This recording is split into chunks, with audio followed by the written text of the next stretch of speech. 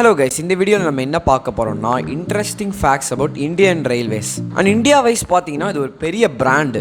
Indian ரயில்வேஸில் travel பண்ண opportunity நம்ம எல்லாருக்கும் இருந்திருக்கும். அண்ட் ட்ராவல் பண்ணாதவங்களுக்கு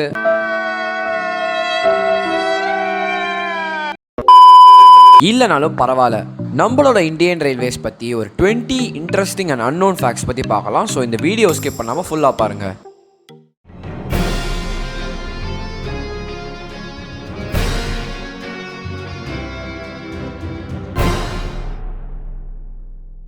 இந்தியன் ரயில்வேஸ் பார்த்தீங்கன்னா one of the world's largest railway network and வேர்ல்டுலே தேர்ட் லார்ஜஸ்ட் நெட்வொர்க் வந்து இந்தியன் ரயில்வேஸ் தான். அதோட டோட்டல் லென்த்தை பார்த்தீங்கன்னா 1,27,760 கிலோமீட்டர்ஸ். நம்ம ஒரு ட்ரெயின் லைனில் ட்ராவல் பண்ணும்போது நிறைய இடம் பார்த்துருப்போம், நிறைய ஃபேசினேட்டிங் பிளேசஸ், அப்படியே பார்க்கவே பயங்கரமாக இருக்கும். அடா இங்கே ஒரு படம் ஷூட்டிங்கே எடுக்கலாம் போல இருக்குது அப்படின்லாம் யோசிப்போம். அதே மாதிரி இந்தியாவில் 2 ஹிஸ்டாரிக்கல் ரயில்வே எலமெண்ட்ஸ். அது என்னதுன்னா சத்ரபதி சிவாஜி டெர்மினஸ், அப்புறம் இந்தியன் மவுண்டன் ரயில்வேஸ். இதெல்லாம் வந்து யுனெஸ்கோவோட வேர்ல்ட் ஹெரிட்டேஜ் சைட் லிஸ்ட்டில் இருக்குது. அதாவது நீங்கள் இந்த வழியாக ட்ராவல் பண்ணும் போது வேற உலகத்துக்கு போயிடுவீங்க, அந்த மாதிரி இருக்கும். நம்ம இந்தியன் ரயில்வேஸில் எது வந்து லாங்கஸ்ட் ரன் ட்ராவல் பண்ணணும் தெரியுமா? த விவேக் எக்ஸ்பிரஸ், திப்ருகர் டு கன்னியாகுமரி இது போகும். அது டோட்டலாக எவ்வளோ டிஸ்டன்ஸ் ட்ராவல் பண்ணணும்னா 4,273 கிலோமீட்டர்ஸ். அதே மாதிரி ஷார்ட்டஸ்ட் ரன் எங்கேருந்து எங்கே போகும்னா நாக்பூர்லேருந்து அஜ்னி வரைக்கும். இது ஒரு டோட்டலாக 3 கிலோமீட்டர் தான். நம்ம இந்தியன் ரயில்வேஸில் எந்த ஜங்ஷன்லேருந்து மேக்ஸிமம் நம்பர் ஆஃப் ரூட்ஸ் போகும்னா மதுரா ஜங்ஷன், அங்கேருந்து தான் நிறைய போகும். நம்ம இந்தியன் ரயில்வேஸ் ரன் ஆகிறதுக்கு அதோட ஆப்ரேட்டிங் ரேஷியோ எவ்வளோ பார்த்தீங்கன்னா 94%. அதாவது சிம்பிளாக சொல்லணும்னா நம்ம இந்தியன் ரயில்வேஸ்க்கு கிடைக்கிற ஒவ்வொரு ரூபாய்க்கும் 94 பைசே செலவிடும். அதாவது அவங்க கையில் 0.06 பைஸ் தான் இங்கே மிஞ்சும். நம்ம இந்தியன் ரயில்வேஸ் பற்றி நிறைய ஃபேக்ட்ஸ் இப்போ பார்த்தோம். இவ்வளோ இருந்தாலும் நான் புதுசாக தான்டா கிரியேட் பண்ணுவேன்னு சொல்லிட்டு நம்ம இந்தியன் ரயில்வேஸ் வேர்ல்டோட ஹையஸ்ட் ரெயில் பிரிட்ஜை கட்டிகிட்டு இருக்காங்க.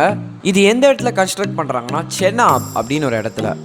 நம்ம கண்ட்ரிலே பிஸியஸ்ட் ஜங்ஷன் எதுன்னு தெரியுமா? கத்திப்பரா ஜங்ஷன் தானப்பா, ஒரே டிராஃபிக்காக இருக்கு.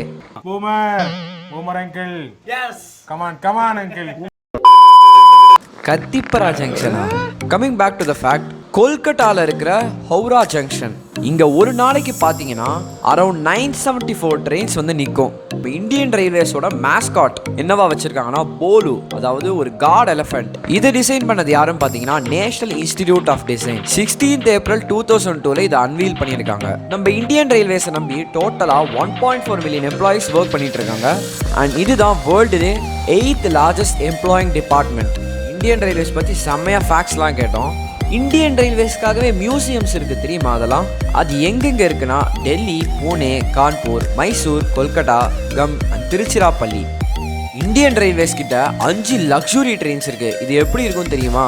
Royal Rajasthan on wheels, palace on wheels, the golden chariot, the Maharajas express, the Deccan odyssey. நாக்பூரில் டைமண்ட் கிராசிங், அதாவது 4 டைரக்ஷன்லையும் போகிற மாதிரி ரயில்வே ட்ராக்ஸ் இருக்கும். இந்த இடத்துலேருந்து பார்த்தீங்கன்னா ட்ரெயின்ஸ் வந்து ஈஸ்ட்டும் போகும், வெஸ்ட்டும் போகும், நார்த்தும் போகும், சவுத் கூட போகும். நான் ட்ரெயினில் ட்ராவல் பண்ணும்போது ஒரு விஷயத்தை நினச்சி ரொம்ப யோசிச்சிருந்தேன். அது என்னதுன்னா இந்த எலக்ட்ரிக் அப்ளையன்சஸ்லாம் இருக்குல்ல, அதாவது இந்த ஃபேன் அண்ட் லைட், இதெல்லாம் அங்கே ட்ராவல் பண்ணுற பேசஞ்சர்ஸ் யாராவது சில பேர் திருடிட்டு போயிடுவாங்களோ, இல்லை திருடாமல் இவங்க எப்படி பார்த்துக்கிறாங்க அப்படின்னு யோசிச்சிருந்தேன்.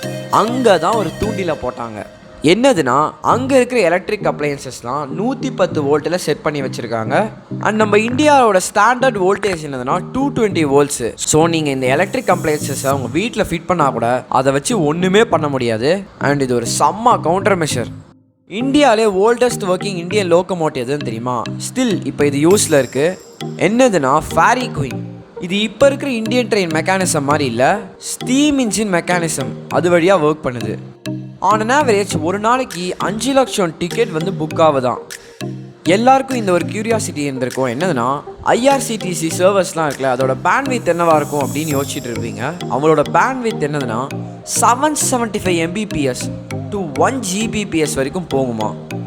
இதெல்லாம் சரி, எங்கேருந்து எங்கே எப்போ முதல் பேசஞ்சர் ட்ரெயின் போச்சு தெரியுமா?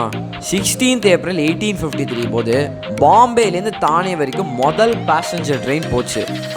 இந்தியாவிலே ஸ்லோயஸ்ட் ட்ரெயின் எதுன்னு தெரியுமா? மேட்டுப்பாளையம்லேருந்து ஊட்டி நீலகிரி போகிற ஒரு பேசஞ்சர் ட்ரெயின். இது என்ன ஸ்பீடில் ட்ராவல் பண்ணணும்னா 10 km/h, வெறும் 10 km/h தான். அண்ட் ஃபாஸ்டஸ்ட் எக்ஸ்பிரஸ் எதுன்னு தெரியுமா? வந்தே பாரத் எக்ஸ்பிரஸ் ஆர் மோர் காமன்லி நோன் ஆஸ் ட்ரெயின் 18.